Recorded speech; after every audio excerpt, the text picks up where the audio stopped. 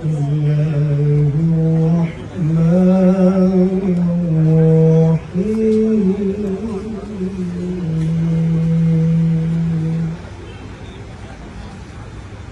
لو أنزلنا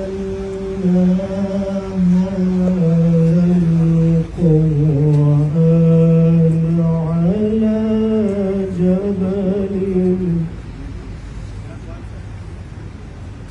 على جبل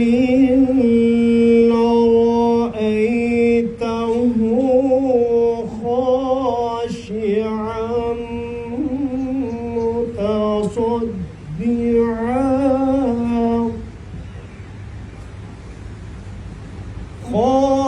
خاشعا متصدعا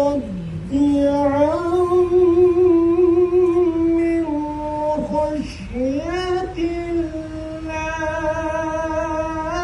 الله وتلك الأمثال نضربها للناس لعلهم يتفكرون.